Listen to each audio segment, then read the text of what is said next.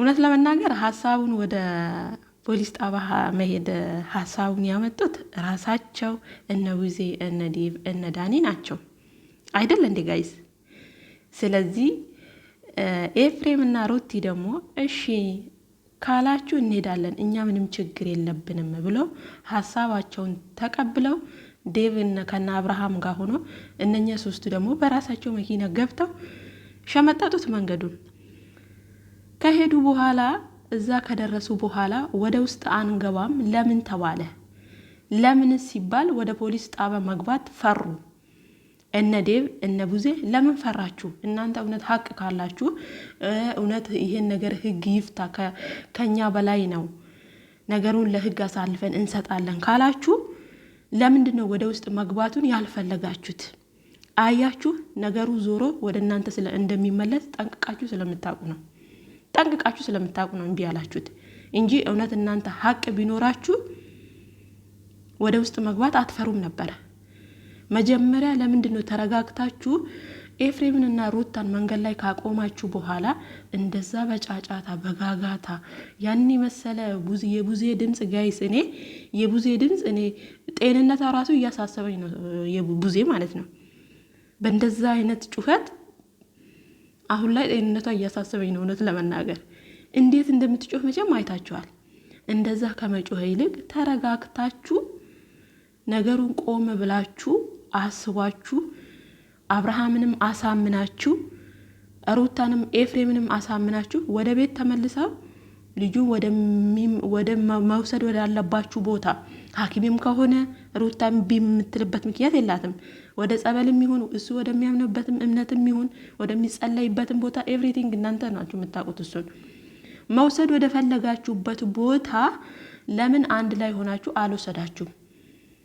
እናንተ የፈለጋችሁት እዛ ጋር ውዝንብር ውዝንግጥ ፈጠራችሁ። ጮኸች ቡዜ እንግዲህ ድምጿን እንዳያችሁት ነው። በጣም ጮኸች። በጣም መደማመጥ የሚባል ነገር የለም። ዳኒ ያዙኝ ልቀቁኝ ይላል፣ ውሽሚት ያዙኝ ልቀቁኝ ትላለች። የልጁን እናት እዛ ጋር ዲስሪስፔክት አድርጋ እንኳን ስታውራ ተረጋጊ እንኳን ማለት የለም። እዛ ጋር እሷን ይዛችሁ መታችሁ እንደዛ ስትሞጣሞጥ ጸጥ ብላችሁ አዎ ትክክል ነሽ ብላችሁ ውሽሚትን ከመደገፍ ውጪ የነሱን ሐሳብ ቆም ብላችሁ አላዳመጣችሁም። እዛ ከሄዳችሁ በኋላ ወደ ውስጥ አንገባም እዚሁ ነው ነገሩን የምንፈታው አላችሁ። የናንተ ጩኸት አብርሃምን ፌንት ያስበላው አንድና አንድ የቡዜ ድምጽ ነው። የቡዜ ድምጽ ነው። ልጁ ጭንቀት አይችልም። በነገራችን ላይ ስንት ጊዜ ፌንት በልቶ እናውቃለን። አብርሃም በድንጋጤ የሆነ ሰው ሲንጫጫ ምናምን ከዚህ በፊት የነበረው ቪዲዮቹን ገብታችሁ ማየት ትችላላችሁ። ብዙ ጊዜ ፌንት በልቷል። እና እንደዛ ከምትጮሁበት ልጁን ሌላ ጭንቀት ውስጥ ከምታስገቡ የታመመ ሰው እኮ በእርጋታ ነው የሚወራ። የታመመ ሰው እኮ ቀስ ብላችሁ አውርታችሁት አሳምናችሁት ሐኪም ቤትም ከሆነ ሐኪም ወደሚያስፈልገው ቦታ ቀስ ብላችሁ አሳምናችሁ መውሰድ ነበረባችሁ። እናንተ ግን በጫጫታ በጋጋታ ወደ ህግ ለምንድን ነው ታዲያ ወደ ህግ ቦታ ያልሄዳችሁት? እዛ ከሄዳችሁማ ነገሩ ወደ እናንተ ዙራ ጥምጥም እንደሚመለስ ጠንቅቃችሁ ታውቃላችሁ። አሁን ልጁ የሆነ ነገር ከሆነ በኋላ ያዙኝ ልቀቁኝ ወንድሜን አጣሁት መጀመሪያ ነበር እንጂ እንደዛ ከመጮህ ይልቅ እኮ እንደዚህ ድምጽ ይሄ ድምጽ ምን ያመጣል ብለሽ እኮ ቆም ብለሽ ማሰብ ነበረብሽ። ቡዜ የለችም ከና ማለት ነው ጋይስ፣ የለችም ማለት ይቻላል። ጩኸቷ ኧረ በስመ አብ።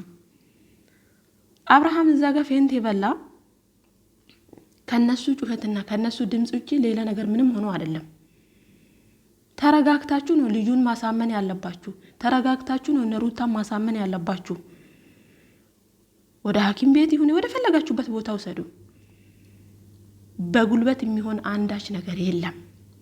እነሱ ወደ ህግ ከሄዱ የሆነ ነገር እንደሚፈጠር ካወቁ እሺ ራሱ አይላችሁም። እዚሁ ሆነን እንፍታ ነበር የሚላችሁ።